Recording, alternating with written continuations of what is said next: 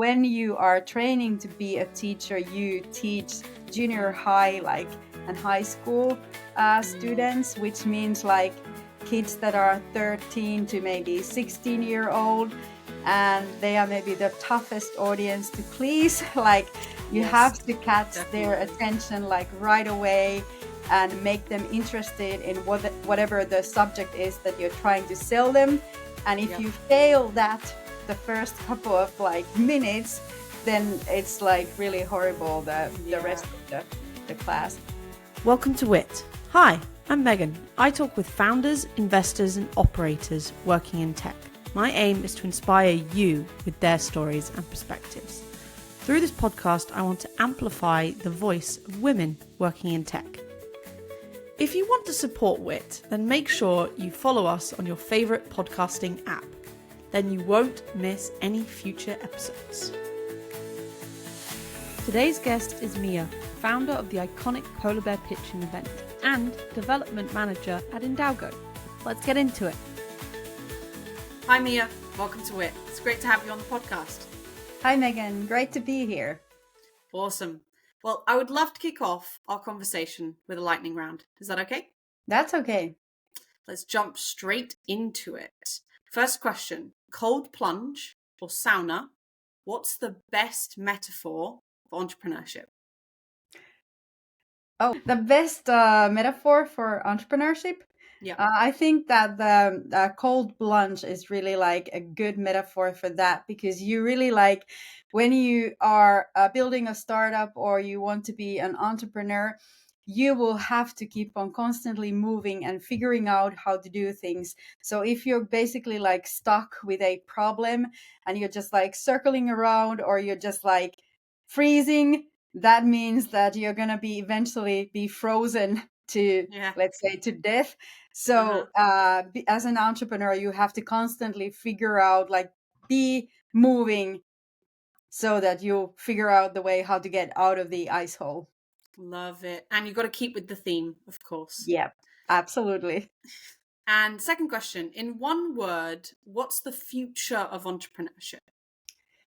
The future is, of course, bright, because we have so many tools nowadays available for us to actually do the things that we were previously able to only imagine. But now there's a lot of supportive tools that you can test out your idea quite quickly, and you can get feedback from people, and you can kind of like iterate as you go. So I think that the future is going to be really bright. Love it. And what's one Finnish word everyone should know? One Finnish word. Yeah. Kiitos. Kiitos. Yeah, I think that's a good that's one. a Yeah, good yeah. one to always appreciate what you have. Like when you're having an encounter with someone, you can always learn something from that person. So you get to be like really grateful for all the things, like whether they are people or whether they are some situations that you end up in. So then you can learn something. You can pull out of learnings from each of these situations. So maybe like to be grateful. Yeah, I like it. And fourth question, what's the first thing that comes to mind when you think of the word impossible? Oh, that comes to me like just to change it, like how you change the perspective. So if you put a little bit of like space between the letters, impossible turns into I'm possible. So it means that instead of just like seeing that it's impossible, you'll see that, okay, I will figure out a way how to overcome this. So it's just like it's an obstacle or a hindrance, Yeah. but it's not something that it's not possible to do. So I like to think that it's Yeah, a quite matter of possible. perspective. I Yeah. like it.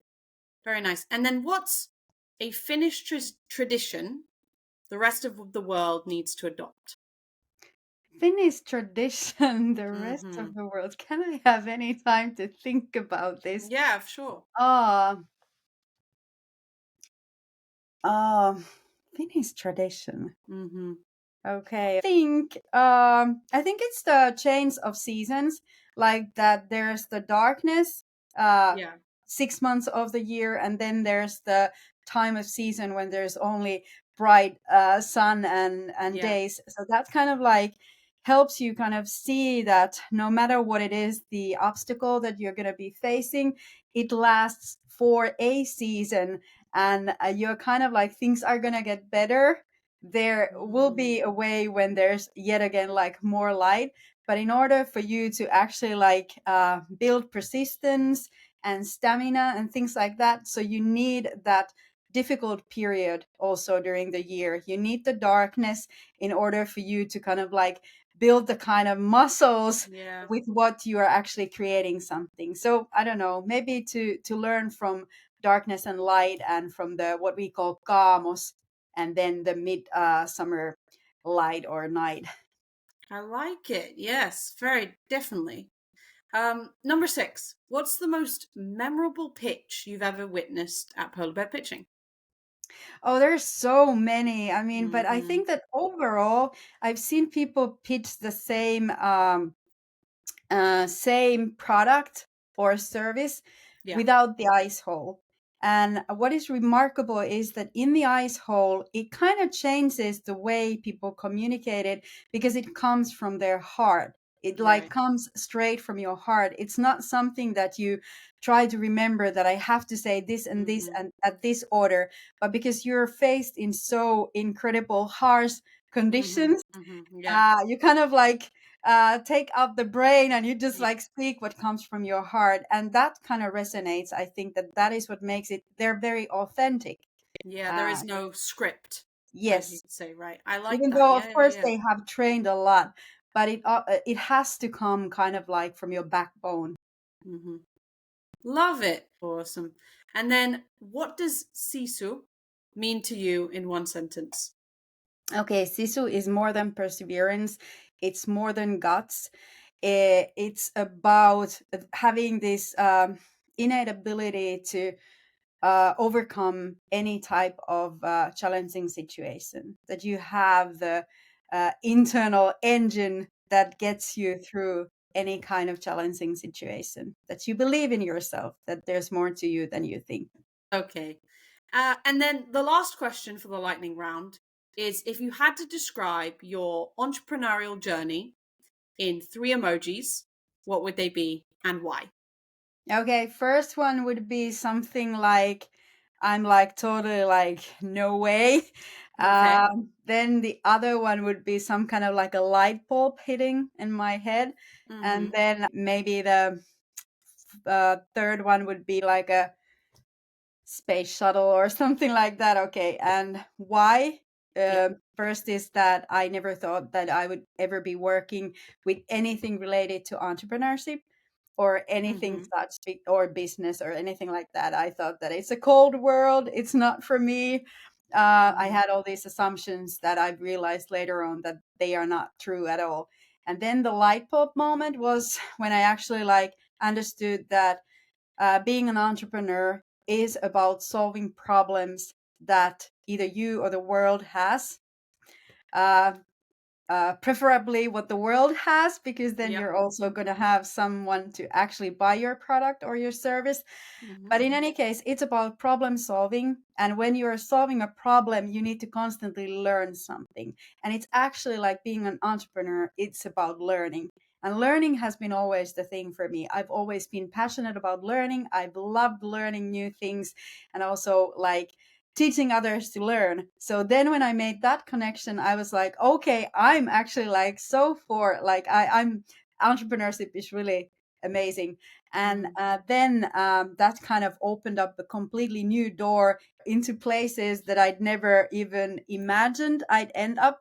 So in that sense, the space shuttle is kind of like taking me to a complete different type of Mm-hmm. I universe like it. that I Yeah. didn't even think about ever in my kind of original thoughts. So maybe those emojis. It's kind of like a story. I like that. That's very Yeah, nice. Well, that was thanks. really cool. Thank you for answering my lightning round questions. And Thank now you. let's move on to your journey, right? So Okay. you grew up in Finland, Yes. on the And kind of Swedish border, and I'm mm-hmm. not going to pronounce the name of the place, but and you've spent the last few years living in the northern cycling capital of the world. Oh, yes. Oulu. Yes. Yes. So tell me about your childhood. Tell me about your plans for becoming a teacher. Okay, yes. So as you mentioned, I am from the border where Finland and Sweden meets, Mm-hmm. and that's where I've gone to school. It's a place called Tornio. And then when I went to study at university, I moved to Oulu. It's about 130 kilometers south from Tornio, still up in the northern part, but to us maybe it's like the central Finland, but if you Yeah. ask anyone else, it's like it's way up there in the north. Mm. So basically, as I mentioned earlier, I've always loved studying. I've been very curious. I've always wanted to kind of like find out about what something is, or just loved it. I don't know. It was like I really enjoyed going to school. I enjoyed learning a lot of new things, and that was something that I enjoyed doing my kind of free time as well. But I also Mm-hmm. did a lot of other things. But I thought that when, for instance, I was in junior high, we had a group of friends, and when we had an exam coming, for instance, I think that we gathered quite often to one of our places. And I remember that I was quite often teaching others, or kind of like mentoring how to do things or how to explain some difficult thing. And I just remembered that I really loved that. And I thought Mm-hmm. that people also understood what I was trying to say. So I think that that was kind of like one of the sparks that kind of got me to think about that maybe like teaching could be the thing. But it wasn't really clear because I was interested of so many different things. And I remember that I was kind of like juggling that, should I go and what should I go and study? And I was kind of envy also for those people who always had it so clear that, okay, I know what I'm going to do. I know I want to study this and that, but I didn't have that. I was like, I'm Mm-hmm. interested in so many other things. So eventually, I think that why I ended up being a teacher first was kind of out of coincidence, in a sense that I Mm-hmm. was applying to study law, but luckily I didn't get in because I think that that wouldn't have been kind of exactly the kind of things that I really enjoy doing. Yeah. And then geography was kind of like my mm, plan B, Okay. because at that moment it was quite easy to. There was a very very short book, couple of very short books to read. So I was like, okay, I'm gonna read that. I've always loved geography, so I'll take that as a plan B. And Mm-hmm. then, well, things led to um, so that I didn't get in studying what I initially thought that I would, and I ended up studying geography. But I really loved it because it's kind of like helping you see how everything is connected. And that's Mm-hmm. also, if you think about entrepreneurship or any type of problem solving, you have to be understanding the causal relations, like how one thing affects to another thing and how everything is linked. And you can see like connections between so many things. So I was happy about that choice. Awesome. Yeah, no, sounds really interesting, and it kind of feel like it definitely helped you with your entrepreneurial journey. This kind of Oh, idea yeah. of Yeah. teaching. Yeah, go ahead. Yeah, just to continue about the teaching, is that why I think that it has been really good for entrepreneurial activities is Mm-hmm. that as a teacher, you have constantly new customers, if I Yeah, may yeah. use like the word customers, of your students. Mm-hmm. And when you are training to be a teacher, you teach junior high, like, and high school Mm-hmm. students, which means like kids that are 13 to maybe 16-year-old, and they are maybe the toughest audience to please. Like, you have Yes, to catch their definitely. attention like right away and make them interested in whatever the subject is that you're trying to sell them. And if Yep. you fail that the first couple of like minutes, then it's like really horrible the rest Yeah, of the class. I So you have like to it. Yeah, yeah, train yeah. your pitching skills and selling skills. Yeah, I like that. That's nice. Um, so you moved to Oulu, Hmm. and you worked for the university and founded one of my favorite events, polar bear pitching. So how did that happen? What was the process there? Okay, the process was nothing straightforward. It wasn't something that I'm thinking that, okay, one day I'm gonna find I have this event that I want to be Mm-hmm. establishing. But it was more like when I graduated as a teacher and I worked a couple of years as a teacher. But it was difficult to get a fixed position because there's a lot of teachers out there in the market. Yeah. And I remember that I was thinking that I need to study something else as well. And then I had in mind that I'm really interested in organizing events and hosting events. So Mm-hmm. I was even going to this agency that helps you find jobs and education, and asking that, what should I study if I want to do events?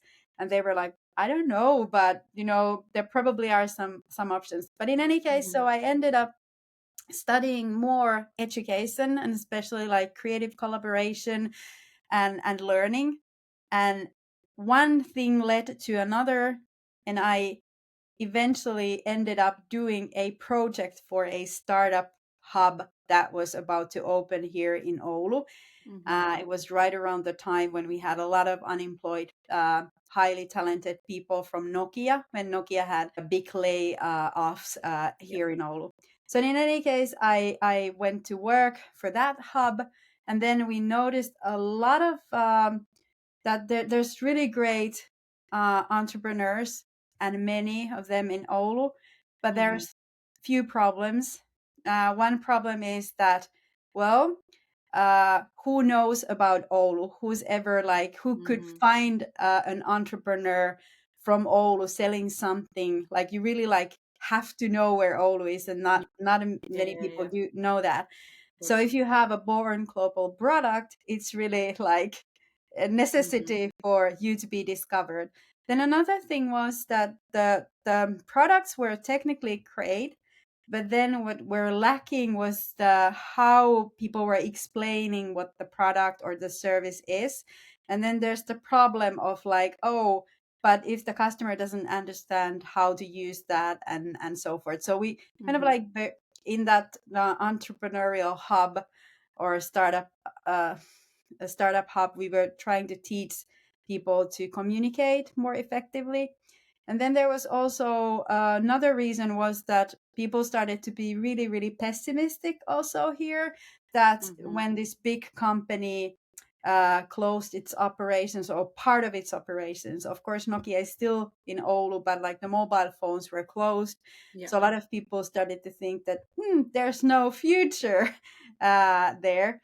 So it's kind of like, no, we want to show people that when you have the right attitude, it's not the end. Like there's always Yeah. going to be a way to figure Definitely. things out. So there's kind of like these big questions that we've been thinking the whole time, like these big problems, and Mm-hmm. how could we help. And then that eventually one day just led to this kind of like, oh, what if we do it so that we make the founders pitch their products from an ice hole, so that helps them communicate more effectively, that Mm-hmm. draws attention from other parts of the world, like, oh, Yep. there's Oulu, okay, I've never heard about it before, but now I know where it is. Mm-hmm. And kind of like that sense, it was an answer to a problem at that time.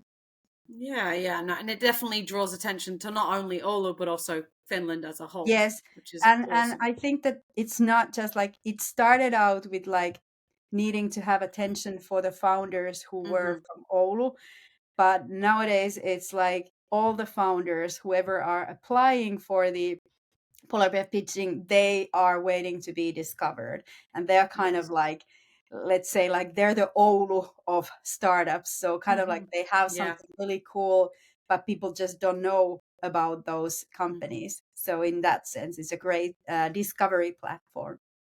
Yes, and this pretty much perfectly leads me into my next question. What would you say has been the biggest impact for you for polar bear pitching? Biggest impact, Yeah. I think it is the personal stories of the people who've pitched Mm-hmm. in the ice hole. There's several who have come and told that the experience gave them the assurance that they know that no matter how hard situations they're going to be facing in the future, they know that there's so much more in themselves than they ever Mm-hmm. knew. they have a feeling and an assurance that they can overcome whatever it is, that whatever kind of obstacles they will be facing. And I think that this is kind of like, it's unlocking a some kind of like a superpower in us humans that we have when you're being able to tap into that type of mindset, of knowing that you will overcome things no matter how hard they get. I think that's Mm-hmm. really powerful. And Definitely. for me, that has been the most impactful thing. Awesome. Yeah, no, definitely all of the stories at Polar Bear Pitching when I was there later this year, I definitely felt the inspiration for just everyone to kind of see their stories and see that you could do something like this. But I Yes. really love that. Yes. You now work in a super interesting tech company, so Indalgo, and they developed the AI system for the steel industry and are now trying to bring about factory as a service. So you've been there over a year, I believe. So tell me about your experience leaving the University of Oulu and working in this tech company. Yeah. Yes, I do work for Indalgo at the moment, Mm-hmm. an AI company here in Oulu, and it has been really great. Yeah. I've loved every minute of it, and especially why I love it is that I feel that we are doing something that is super meaningful, and Mm-hmm. I feel that we are ambitious in what we are doing, but in a way that it's still reachable or obtainable. That even Mm-hmm. though it's kind of like a big thing that we are aiming for, but it's still that we have the skills and capability to actually like not just talk but actually just also do it. And Mm-hmm. I what I love about it as well is that it's taken me yet again to a very complete surrounding, Mm-hmm. where I need to fully um, kind of like learn new things and apply the skills that I've learned Mm-hmm. earlier in a Yeah. very different context. So that gives you really energized and fresh, because you are not stuck doing some routine things, Yeah. but you're constantly learning something new. Mm-hmm. So that's really really interesting.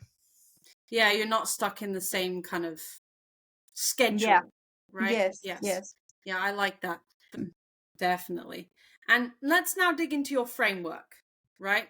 So you Okay. talked about being the odd one out Mm-hmm. in as a superpower. What would you categorize that as? Okay. Yeah.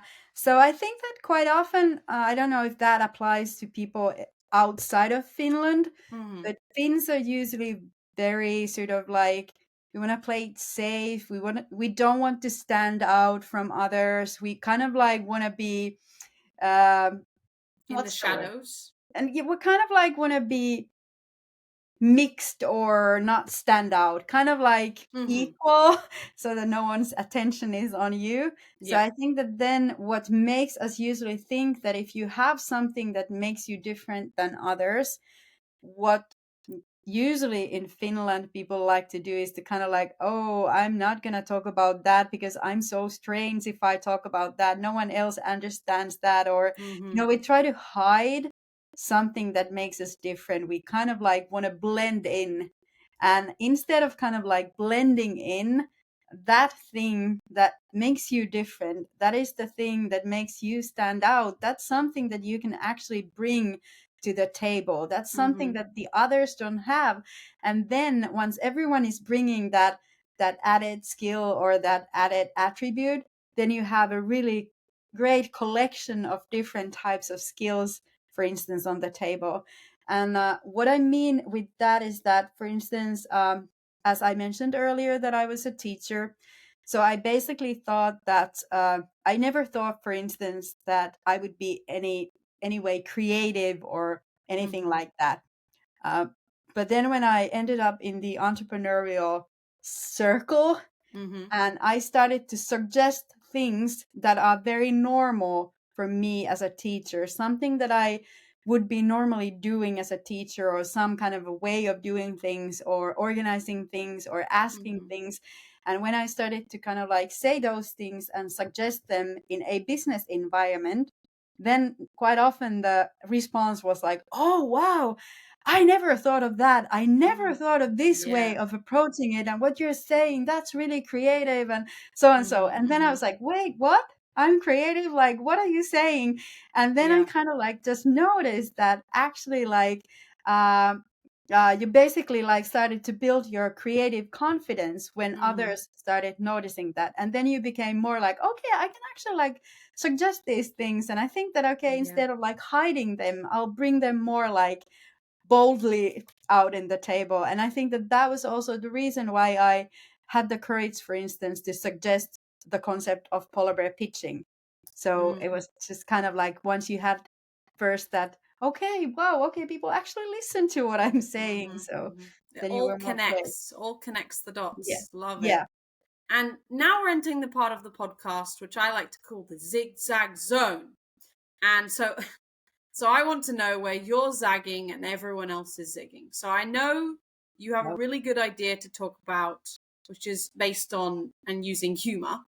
So you said you don't have to be serious to be taken seriously.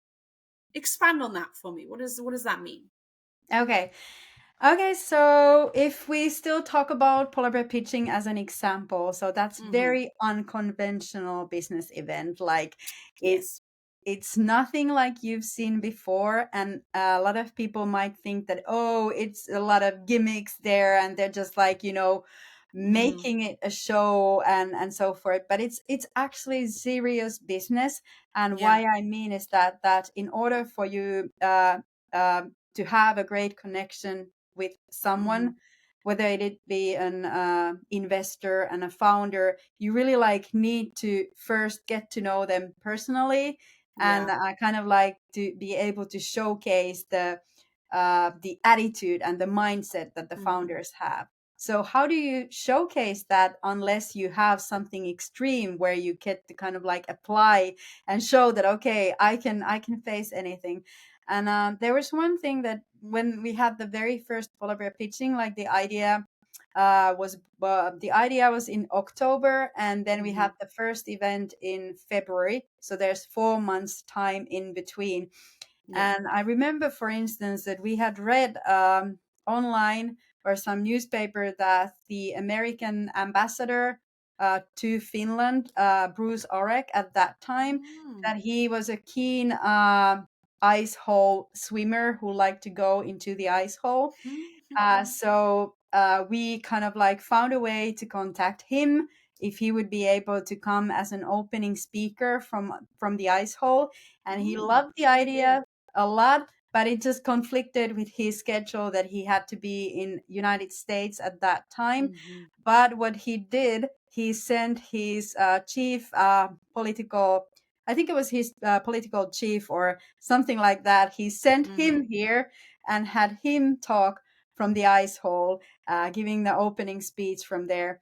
And why I brought this now here is that I remember that, especially like the ambassador Orek, he particularly mentioned that it's so great that people use a sense of humor when they're actually like doing something serious, but it Mm-hmm. kind of like really opens up people's hearts and minds in a sense that, laughter breaks the ice, and then you can have much Yeah. more meaningful connections. So Did you mean to make that pun, or is that, was that that by that's accident? that's something that I think that it comes quite naturally when you talk about it. Yeah.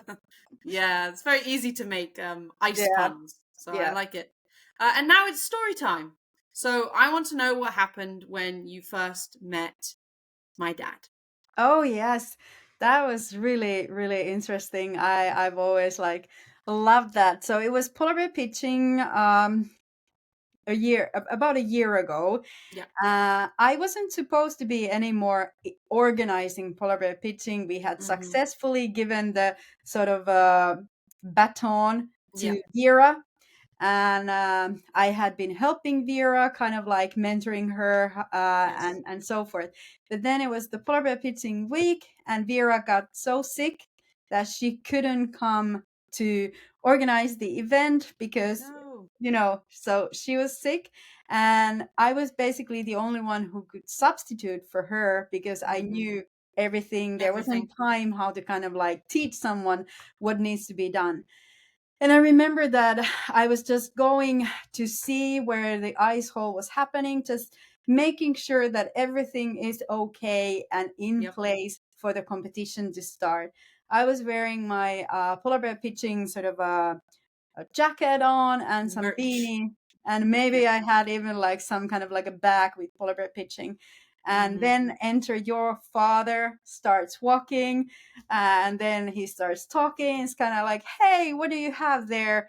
And I'm like, yeah, this, like, he's asking about the jacket, like, where do you get such a cool jacket? And I'm like, well, it's like we're organizing, we have these kind of things. And Yeah. then it just like led into this conversation, and it was so like, it was literally by the ice hole. And then it ends up like, okay, so what do you do now? Well, I'm doing this at working at the university, but I'm actually like looking into something else. Well, what do you want to do? I'm like, well, I want to create something. What do you want to create? I don't know, but I want to create something. And and I just remember that I told Yeah. so many things to your father, and I came home and I told my husband that, oh, I met this British guy and he must think that I'm like totally nuts and crazy, that I told him that I established this company. And your father is asking, well, what does it do? And I'm like, I don't know, but it creates. So it's kind of like that cool, Love it. It cool stuff. creates. It creates. And Yeah. what does it create? I don't know, but it creates. Yes. I Yes. love So it. Very cool. Very yeah. awesome. And Well, I must say that then that encounter with your father actually led to me meeting the founder of Indalgo because of your father. And then one thing led to another. And then maybe month or two later, I started working for Indalgo. So yes. that was so cool. Very cool. Very awesome. I loved your lovely little story. And we're now coming to the end of the podcast, sadly. But I do have three final questions for you, which are, so imagine it's 2035, so in 10 years. Okay. What does your life look like? What does polar bear pitching look like? What are we doing? Oh wow. Okay. Can I use like a analog or metaphor here? At one point of my career, early part of my career, I worked at a reindeer pasture up in Lapland. Ooh. And what I did some vegetation analysis there. But I learned at that time that I think that the reindeers, when they like go in the nature, it seems as if they just go pretty much any, like there's no pattern or anything like that. They Right. just like go Yes. somewhere. And it may feel like that with our lives, that we do things that are not connected. We just like randomly meander around anywhere. But then later I noticed that these reindeers, they actually like there's a smart sort of navigation system that they use.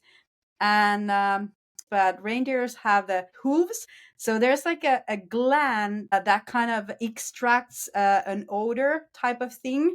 Oh. And when they walk, that leaves a trail of that particular odor, Oh, so okay. they're able to navigate because of that odor.